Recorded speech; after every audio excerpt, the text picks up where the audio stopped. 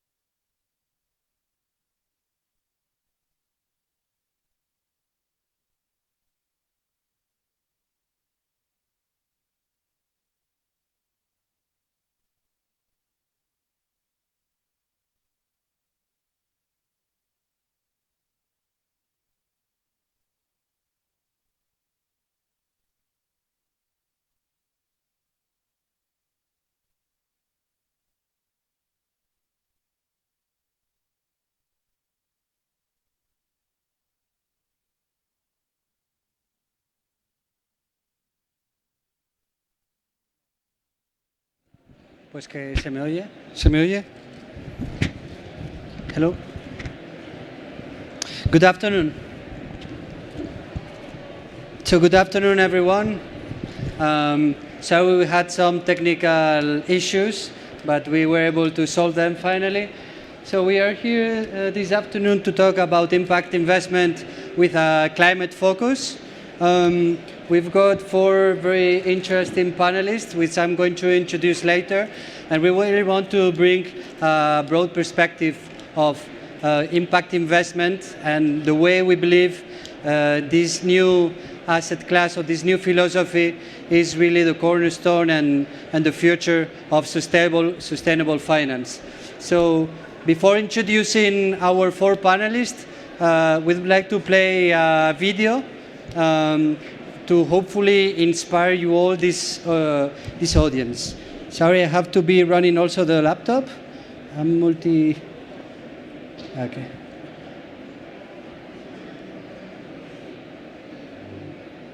Ahí está, ¿no?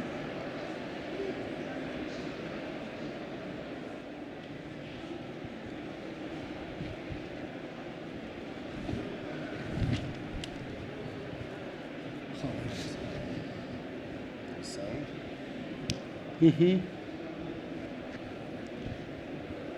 Just a second.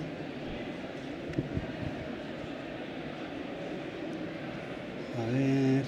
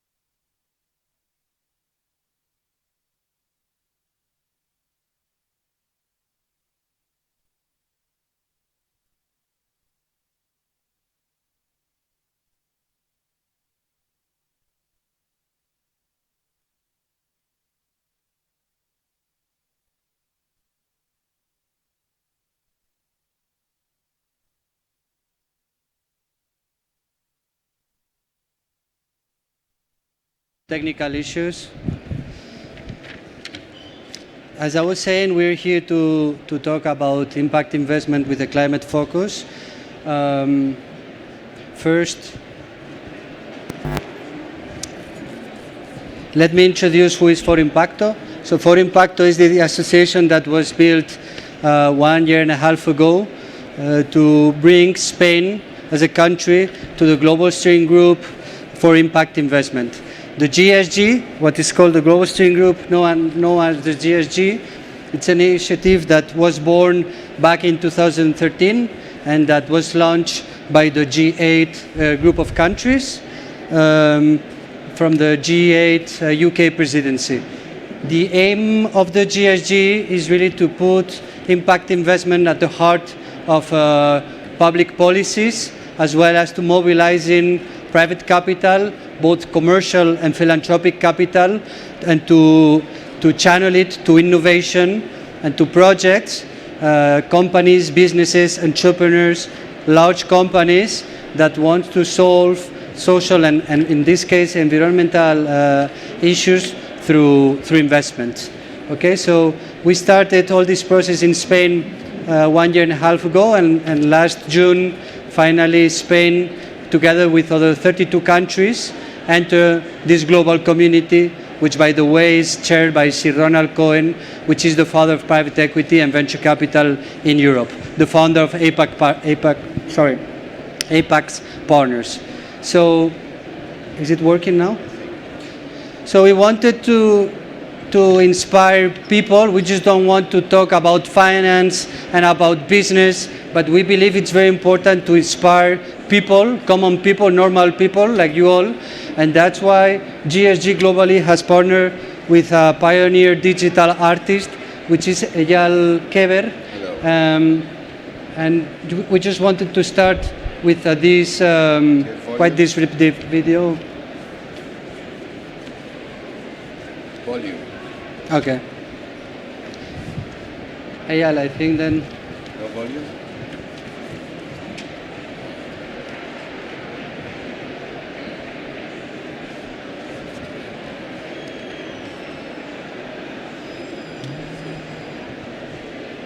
It's okay. Just play. Otherwise, you can go with the. Play.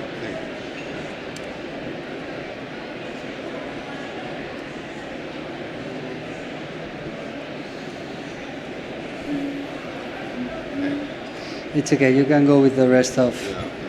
Now it should be on. So this is the volume. Su volumen. No audio? There is no audio. No. Pasa de esta. Just go to the next slide. I think it's the best thing. Okay. To this one. So you want me to start now? Okay. So guys, this is not so fun when the technicalities don't work. I'm happy and honored to be here. While hopefully my presentation will come up, I always say trust Macintosh, less PC. What I do art, which is using cutting-edge technologies in order to create a social impact, environmental impact. You were supposed to see now a video of a big project that I've done in Germany, in Karlsruhe. It's on a 400-meter castle, where they invited me to do a projection mapping. And I chose the theme of cleansing in reference to what the world is going through, etc. We're in partnership with GSG, the Global Steering Group, and here in Spain, I've created a project which I call Plastisphere. And this is going to be a public installation running on multiple cities in parallel in reference to the historical pavilion that was in Paris in the beginning of the previous century, when they introduced the Eiffel Tower and when they introduced the first movie, the speaking movie, talking movie. They also introduced a sphere, a globe, a 40-meter large globe to celebrate innovation and the future. Well, today we're paying a lot of the damages of the Industrial Revolution. A lot of what we see today is an outcome of the Industrial Revolution. So, looking at the future and hope, what we are working on is sculptures that are going to be installed in 32 countries. Each sculpture is like an LED globe that is going to run real-time data of the condition of Earth, whether it's how the plastic is drifting in the ocean, temperature of the ocean, pollution, etc. But this project is about hope. It's also going to show what I call hope spots. And these hope spots are projects that are happening now around the world to help the environment, to help society, and to actually invite people around the world to see how they can get engaged, how they can contribute. Because currently the biggest problem around the world leaves people almost saying the problems are so big with this global warming, how can we help? I mean, who are we to help? So by having those public sculptures engaging people in the street. I was approached by NASA. Excuse me, now it's working. So we encourage people to join. So this is a project we're doing in Spain, but it's going to be in 32 other countries, and people can send messages. The next project I want to share with you, another impact projects I've done. I was invited by NASA to do the first sculpture that was literally produced in space. This video will explain what we've done. I was approached by NASA, and they invited me to do the first piece of art in space. The reason was they created a new kind of a printer, a 3D printer that can print in zero gravity. And I came up with the idea, how about making a shout out to space using sound sculpture? And then a friend of mine said, why won't you do a human laughter? And I said, wow, you're so right. We all laugh.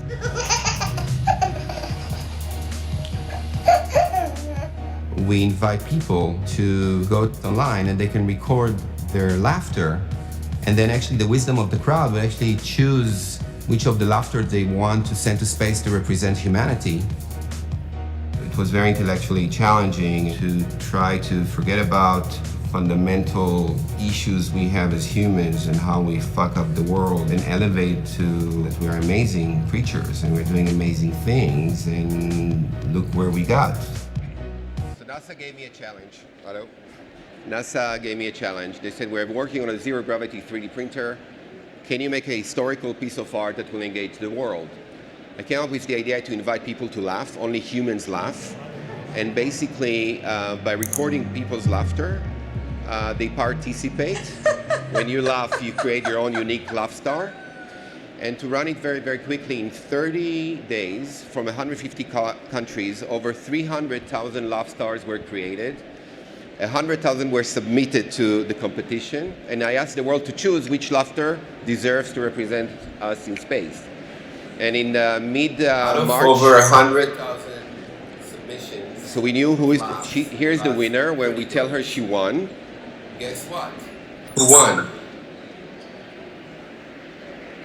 So she's very happy she won. So I used the next 24 hours. So I'm running faster. So I used the social media to actually choose which laughter should represent us. And now you'll watch the winning laugh star printed in space as a message in a bottle, if you will, because mathematics is a universal language. And this is how the laugh star is floating in the International Space Station. So this is an example of how you basically use art to touch people's heart, to unify them, to show them that actually we're great and there's a lot to improve, but let's keep it. The next I would like to show is my next project, which we're working on currently for the Venice Art Biennale. What happened was I worked for 3 years with NASA about making the first sculpture in space, while here on Earth there were a lot of problems. Whether it started with the Arab Spring, the war in Syria, right-wing, Brexit, a lot of issues. Obviously, global warming is at the top. And I realized, you know, plastic waste is a big fundamental problem of our future. I have 4 kids. I don't want them to live in a plastic ocean. So what I created with my team, it's a project which we call Plastivore. In essence, the word is for a creature that is fed on plastic. And what we are building is a solution. And we're starting with art, following a new ism which they call art utile, which translates simply to useful art. But that says that art should pass outside of the borders of the art world and really help the world and community. And we've partnered with ISMAR, the Institution of Marine Science, and Technion in Israel, which is our MIT. And we're creating a solution that will be exhibited in Venice. ISMAR gave us their 16th century villa in a very strategic area in Venice. And we're converting it into a contemporary ritual where we're inviting people to come, sacrifice plastic to our machine. The machine is a cutting-edge technology we are developing that will convert in 30 minutes plastic waste into a meter by meter 3D printed parametric building blocks. People will put on this conveyor belt, as you can see, plastic waste. Then they'll see, then they can see how the plastic is being shredded, and in front of their eyes, it's being fed. This new mixture that we're doing from waste will be streamed to a huge robot that will print a temple. And while people are waiting in line, we're inviting them to either say a sentence with their voice or scribble, and our software knows how to take any input and make it into a printable data so they can see their own messages printed on the surface of the temple. And the third step, they're entering into a temple to cleanse, to really understand that plastic can be transformed into meaningful stuff. And we're doing it with partners like SIPA, which are the largest bottle company in the world, who are financially contributing, and other people.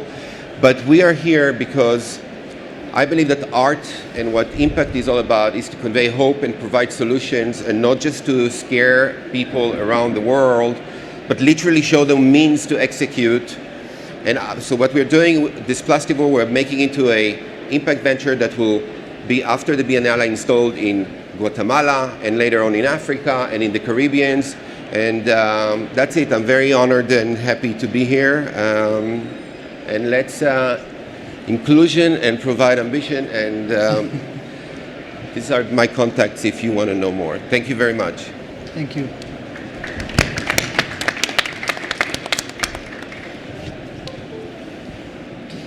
So,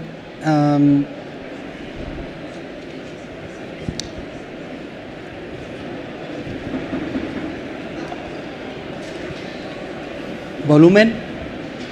Retorno social, medioambiental medible. Además, la inversión de impacto es una filosofía de inversión que persigue el retorno social, medioambiental medible, además de financiero, aplicando herramientas. ¿Qué ha pasado?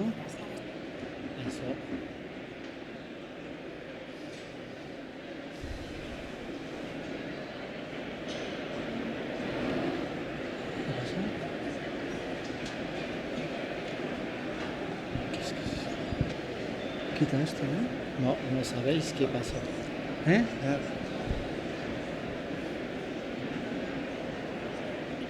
Cierra igual ese. ¿Eso? Sí, ¿no? Ciérralo.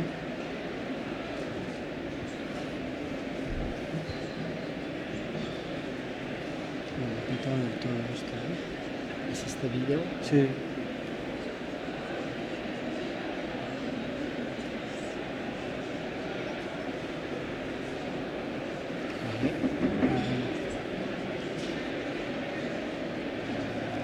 La inversión de impacto es una filosofía de inversión que persigue el retorno social, medioambiental medible, además de financiero, aplicando herramientas innovadoras para solucionar los problemas de nuestra sociedad y del planeta. Pondera las decisiones bajo un nuevo paradigma, el trinomio rentabilidad, riesgo e impacto. En 2013, el G8 creó el Social Impact Investment Task Force, un grupo internacional para promover la inversión de impacto a nivel mundial. Fue tal el éxito que logra aglutinar a 21 países en 5 años. Hoy se conoce como el Global Steering Group for Impact Investment, un movimiento global comprometido con la consecución de los Objetivos de Desarrollo Sostenible de la Agenda 2030 a través de la inversión de impacto. España no formaba parte de este movimiento hasta hoy. En 2018, Unlimited Spain, Open Value Foundation y Eurocapital EAF promueven Foro Impacto con la misión de aglutinar y cohesionarse en torno a esta filosofía de inversión. Con el primer objetivo de conseguir la adhesión de España al GSG, comienza una hoja de ruta que pasa por distintas ciudades, movilizando a la comunidad inversora, empresarial, tercer sector, administración pública y a la ciudadanía de nuestro país. Y crea un movimiento.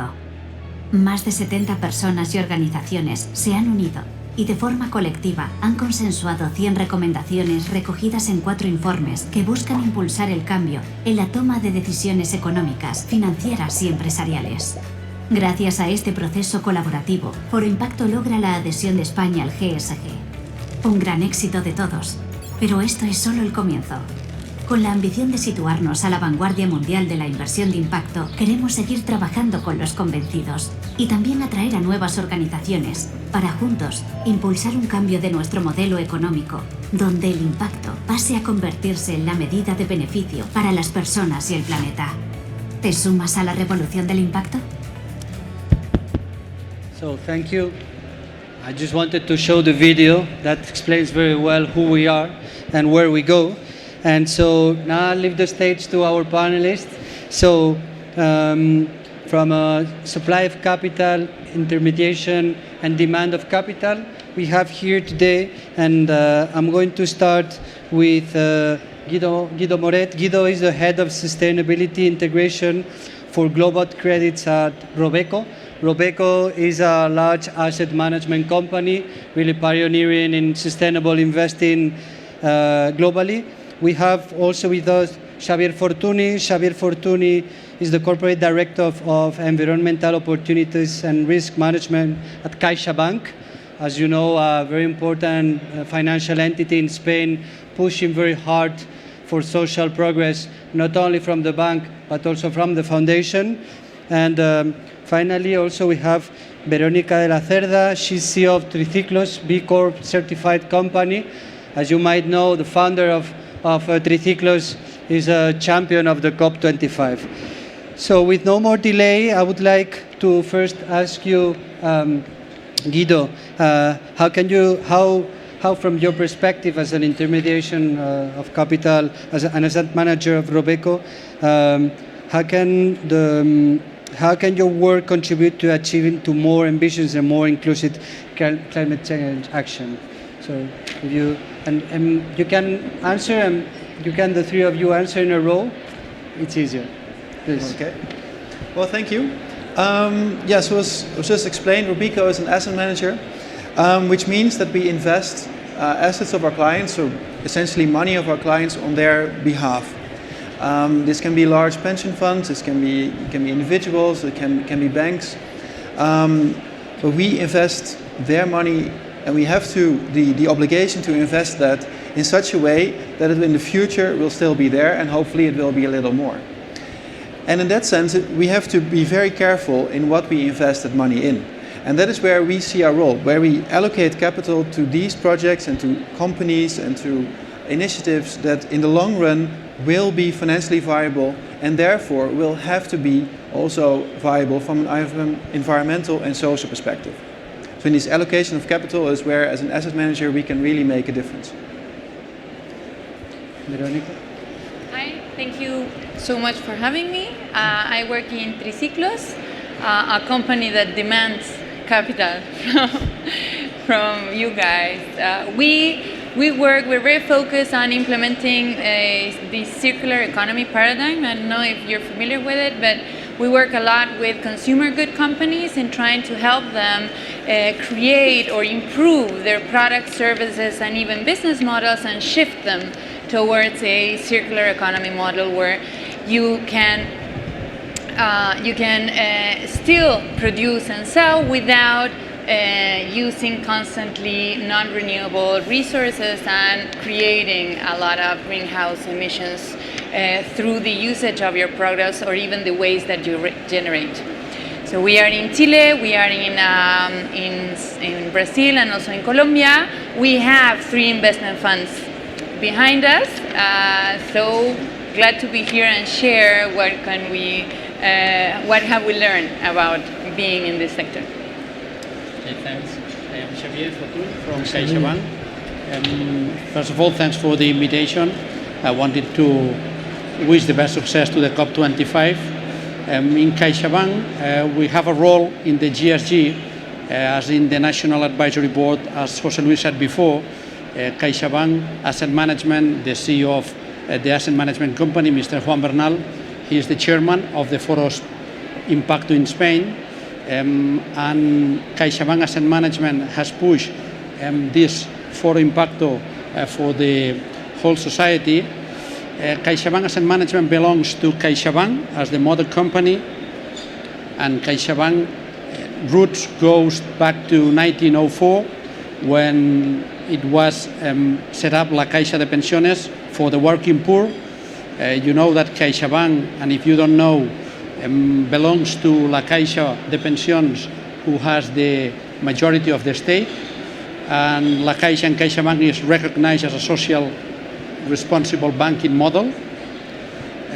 Apart of La Caixa and CaixaBank, we have Microbank, which is one of the biggest institutions for microfinance in Europe, and both the DNN of La Caixa is finance the social impact.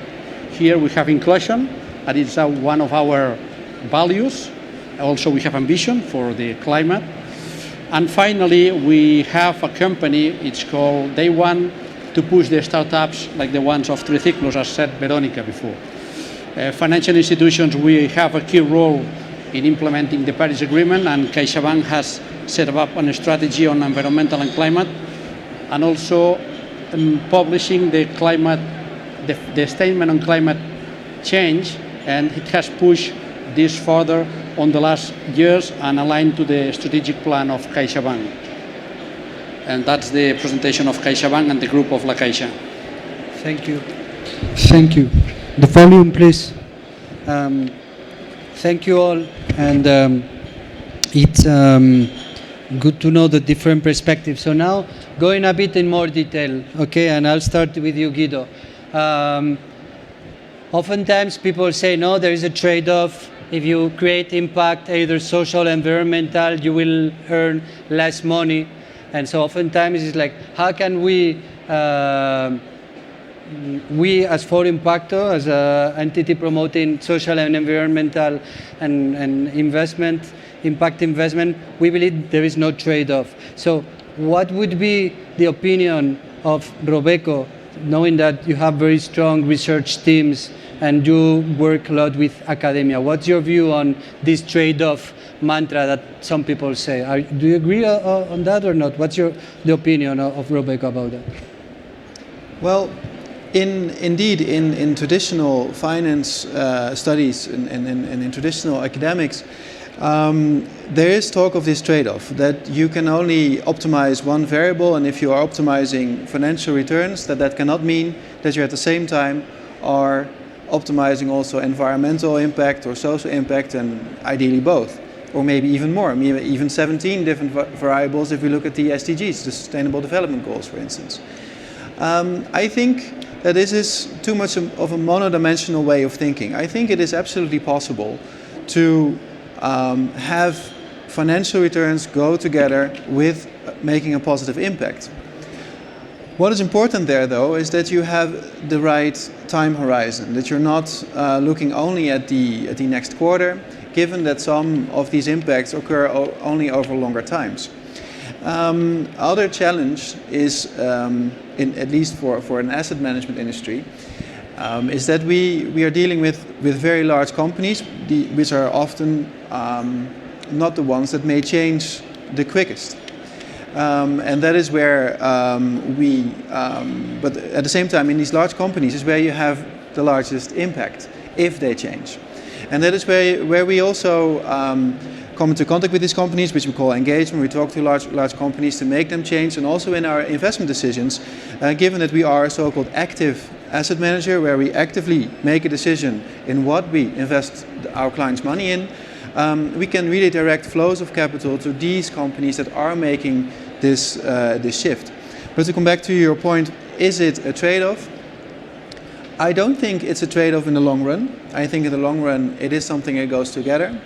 But it requires looking beyond what we already know as some sort of facts in finance and confirmed factors. I think we need to to be more creative and more intellectual in finding optimization of different variables, including environment and social. And certainly from a risk perspective, just intuitively, it would be very strange to not see that the world is changing, and therefore if you just continue the way the world has been going in the past 3 decades, for the next 3 decades, it is clear that eventually you run into a problem, even if you cannot prove it academically yet. Thank you. So yeah, it's quite clear. If we are all here, it's because we believe in the long run there is no trade-off, but there is a profit for all of us, either social, environmental, or economic. Xavier, from your perspective, you are a very large bank in Spain. You serve large companies, listed companies, but you also serve non-listed companies, SMEs, entrepreneurs, maybe small and medium companies. What's your opinion? What do you mean? What do you think are the main challenges so that the flow of capital from suppliers like you will reach these large corporates, but also small and medium companies? What are the key elements? I would say that the key elements are, first, how we could ensure that the risks and opportunities related to environment and climate should be integrated in the day-to-day business. It should be integrated as soon as possible as the rest of the risk. It could be credit risk or financial risk, operational risk. That means that in the business as usual, that should be considered when we analyze any credit facility. And now I will come back to the corporates and the SMEs. Second is the key challenge is we need the commitment of all the stakeholders, board, senior management, employees, all together.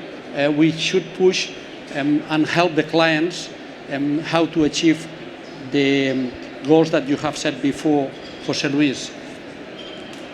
I would say that we only could manage what we measure. And regarding the key challenge, first of all, we need to know and to understand what is environmental sustainable. We should define a common framework. You know that in Europe we have the European Union taxonomy. This taxonomy is most focused on big corporates, but it's less applicable to the banking facilities. That's the reason because CaixaBank has joined to a United Nations environmental program for having a banking guidance on taxonomy. Second, I would say how to measure the risk. And that comes back to the time horizons misalignment. Usually on the banking system, the forecast for the capital requirements and provisioning are 1, 2, 3, maximum 5 years. But on the other side, when we analyze a scenario analysis for climate change, the horizon is 10, 20 or more years. This misalignment should be considered when we set up a scenario analysis, because this scenario analysis usually works for big corporates. We have a lot of information of the listed companies, but when we go to the small and medium enterprises, the problem are the data. We don't have as much as information just to consider in the scenario analysis the small and medium enterprises. On that front, also CaixaBank joined to the United Nations Environmental Program to set up a common methodology to run a scenario analysis for all kinds of companies, the big ones and the small and medium enterprises. And last, the customers. I think customers should be listened, and we should understand what really they need. If they are corporates, if they are medium enterprises, and we need, as a financial system, give the solutions what really they need. We could not create the demand. We need to listen them and after create our products. Thank you. Thank you, Xavier. And so now the demand of capital, okay? So, Veronica, now you work at Triciclos, company pioneering recycling in Latin America. I think you've raised around $5 million, something like that. But before Triciclos, you used to work at Movi Investimentos, a venture capital impact fund from Brazil.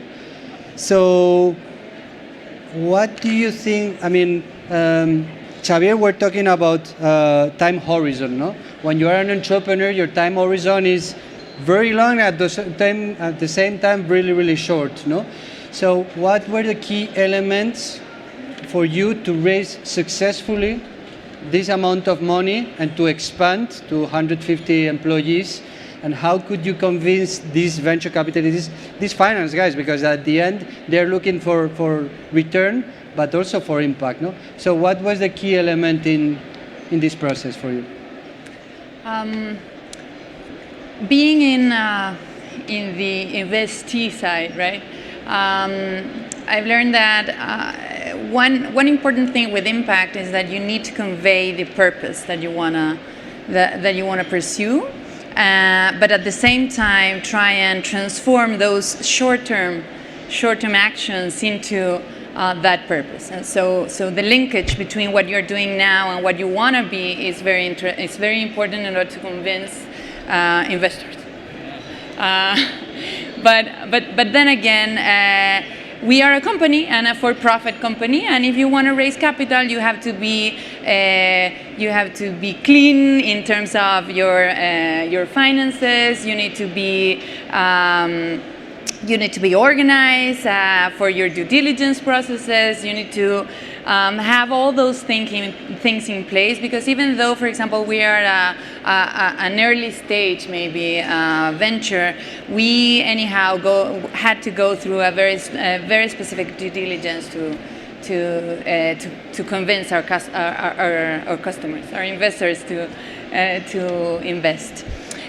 Also, what happens is that because I was before in the investor side, I understand the technical knowledge gap that is between the investor and the investee. So we're trying to solve a problem. We're trying to solve a problem related with waste, relating with our consumption habits, and not necessarily the investor knows nothing about this problem, nor whether our solution is in fact the one that is going to solve this. So you have to also try and go through this problem with them and not only convince them that you are a good entrepreneur and that you have management abilities and whatnot, that it is important, but at the same time, and this is the probably the biggest challenge of our sector, is that you have to convince people in two ways. One, that you're financially sustainable and that you want to, of course, create some sort of returns, whether are in the long run or not, but also convince them that there is a problem and that you are the one that will succeed on resolving it, right? So I think that is a very important part of it. You need to show the investor the technical part of it. Normally, with our kind of investments, investors are very active. Maybe it's not the same as you are, but when you have a smaller investment, you're a much more active investor. So you need to work a lot on that. Thank you. So going back on purpose, and Eyal, you mentioned you're partnering with on Plastivor with SIPA, which is a very, very large company. So Veronica told us how to deal with a venture capitalist, how to deal with a large corporate. So today, especially in the plastic space, but not just the plastic space, companies feel as if they have a very negative brand. Many times the pressure of the world getting into a better place hurts a lot of those companies that so far have been polluters. And they found that through a project that is generally coming from, I would say, a purpose point of view, because when you do art, you cannot fake it. There's no hidden agenda. This is what you do. This is the essence of, nobody really needs art. Art really touches people's hearts. Art really changes culture. And so for companies like SIPA, it was a very smart way to actually show the world that their focus currently is taking their old existing bottles that they're producing and developing a solution that can recycle those bottles into new bottles in one simple machine or sophisticated machine, and using art versus a marketing campaign, because today people perceive marketing many times as superficial or as fake news, but coming through art and providing a know-how and a solution and touching people's heart on a global scale, they found us the right value and the right way to do that, and we encourage a lot of other companies to do the same. So, yeah. It's very interesting. In fact, we know of so many very large corporates such as Unilever, Danone, and very large companies. I would add actually that we're now in interactive sessions with WPP, the world's largest conglomerate for advertisers. You know, I come from Israel, and in Israel, our president, Prime Minister Shimon Peres, used to say, "You make peace with your enemy, you don't make peace with your friends." And so WPP, they build brands and campaigns for a lot of the enemies of what this COP25 is focusing, and they are now in a need to really show the world that some of those companies are becoming really conscious, and they won't be able to survive in the near term or the short or the long term. And so, in a way, they're taking Plastivore to do a Kickstarter within the WPP companies to chip into the project. Those enterprises must change their solutions, their services, because people demand that. No, I agree. So the world is moving and changing, and this is very clear to all of us from here to the march that we have yesterday, 2 days ago, in the heart of Madrid city capital, right? With a young lady which is moving consciousness, like it or not. I would like to make it very interactive. So we have 15 minutes. I don't know if anyone has a question to our panelists. That would be good. Any question, Laura?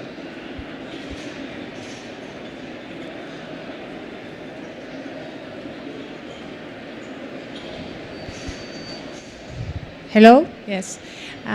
Well, my name is Laura Blanco, and I work for Impacto. And I have a question about the need for standardization.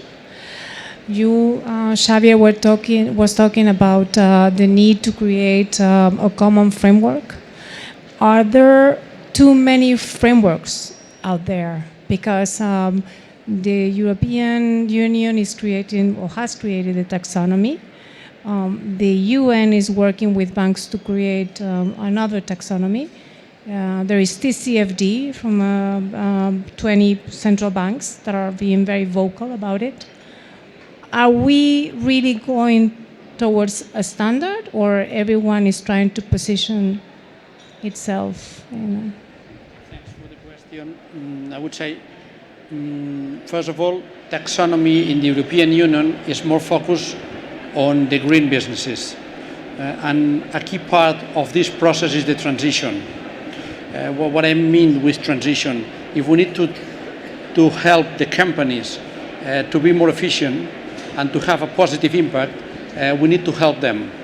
And coming back to your question, there are a lot of frameworks. What we have done in CaixaBank is we have developed a social development goals framework that have into consideration, first, the International Capital Markets Association, and the three that I will now mention: the green bond principles, the social bond principles, and sustainable bond guidelines. Some of them now are the best framework that we have found just to set up our framework. What I'm seeing in the European Union taxonomy is that it will clarify for corporates, but I said before, it's less applicable for credit banking facilities and also for small and medium enterprises. And on that front, I think we need to find out a common framework just to make it easy. Because it's not, as you said before, there are a lot of frameworks and all of them have the pros and cons, but not a common framework worldwide.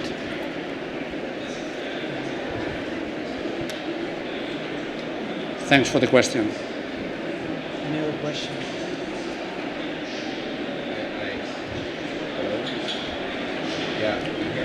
Yeah.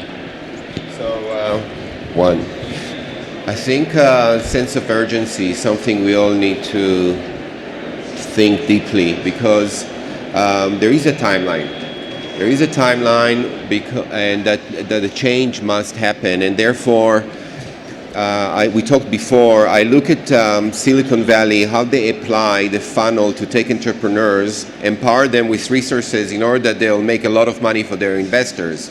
How can we apply the same process, but to the impact industry, where it's not just to make a short-term return, it's also to make something which is really, really valuable for the world and for the community, but eliminate the gateways, eliminate the complexities, and create a flow where social entrepreneurs and organizations and investors and philanthropists who want to make a great change, a good change, how can you apply something that has a sense of urgency in its essence, as if you're going to make huge amount of money, right? Your impact is equally important to make huge amount of money. It's even more important.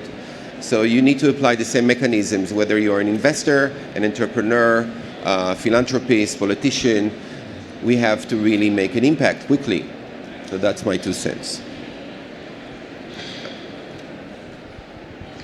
Thank you very much. I'm sorry I couldn't stay all the time, but thanks a lot. I have one question related with young people, because we know that young people are really moving forward this process of fighting climate change. And I wonder how these impact investment initiatives could mean like a breaking the boundaries between all the idea of entrepreneurs, young people. To me, this is a new field. We should work further in order to really involve young people in this exercise, not creating the idea that there are some entrepreneurs right there and some young people here. But I'm interested in learning what is your opinion. Are there many youngs involved in this kind of initiatives? Can I?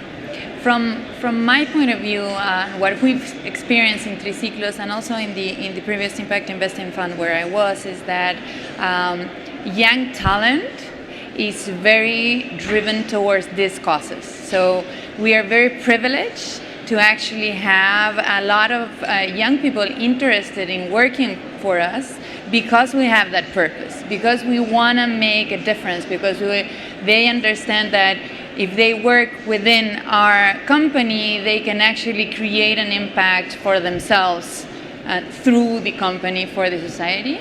And we consider ourselves very privileged for this, and it represents a tremendous challenge of how do you create a company where you're not creating a traditional structure, because these young people will not. These are not even millennials already, right? This is like the new generations, and working for them, right, in order to create a structure that actually drives their knowledge and their capacity towards action. It's extremely complex. It's one of my day-to-day challenges. Probably the biggest challenge that I have is how to manage this group of people. But of course, it's my biggest asset. So I have to say that from my experience, we are very glad to attract a lot of this young talent. Yeah. So I will add only that, as we said before, that we need to listen customers, and then listen young people, talk to them, and act consequently. Then we are seeing that more sustainable and inclusive growth models are demanded by young people. Then we need to create the products and the projects to help them. In the bank, we are sharing knowledges from one customer to the other, and we are seeing that the young people are having a different demands. If we don't listen to them, probably we would have a problem, as you said it before. Thanks for the question. Yeah, and to conclude, I think indeed it's even a new generation, not even millennials anymore. I can be I'm actually millennial. If you look at when you were born, in asset management, it's a real challenge to get these people on board. In my industry, I'm one of the youngest, and I'm not among the younger generations that Veronica just talked about. And I think it's a real challenge. We to make people, young people, also enthusiastic for this longer term investments that are needed. In a way, there's a lot of change that they want to bring, but there's also the understanding that you do invest in the end for the long term. And luckily, we do see awareness with older people that are concerned about their children. Where in younger people, I think you see concern that they may not want to have children at all, where they think, the world is going to end anyways. So I think it's a balancing, it's a balance that we need to find there. Yeah, I think two things. One is give the young people the hooks, the interface to take their passion, because they believe in the goal. They believe in that they want to do an impact. They are terrified from their future, and they really have a purpose. They want to have a purpose, but they like experience. They like the interface. I think a project like the Sphere, where it's a real-time live data that on one hand shows you the condition on Earth, but in the same token shows you hope and projects that are happening real-time now, give you access to contribute, to take part, a toolbox of how you can, create your own impact venture or how you can join one. I think so. It's education, and also really play on the older generation's guilt, because I see people who are working for big companies, like people who are working for Amazon, people who are working for Coca-Cola, and they said, we didn't join this company to pollute the world, especially that now we're parents. And so this guilt is fundamentally important, but also reminding them that they have the power to make a change now. We don't have much time in the future. We have to start to make a change now. And those young kids can actually be sort of like the poster child to remind us that this is a fundamental problem and that they will suffer. Yeah. So, thank you all. From Foro Impacto, we agree with all of them. Obviously, our mission is really not just to promote impact investment, but to promote innovation to solve the present social and environmental problems. And we want to do it in a very diverse manner, bringing together the private sector, but also very important, the third sector, obviously the public sector, and collectively thinking of new solutions. So if you want to follow and learn more about Foro Impacto, and mainly impact investing, Inversiones de Impacto, we are here in Spain, connected with GSG and all this global community, and happy to speak with you all. And so thank you very much, Xavier, Veronica, Guido, and Eyal. It was a pleasure to have you all here, and thank you very much, the audience. Thank you. Thank you very much. I think it will be important. Yes, please. One more thing.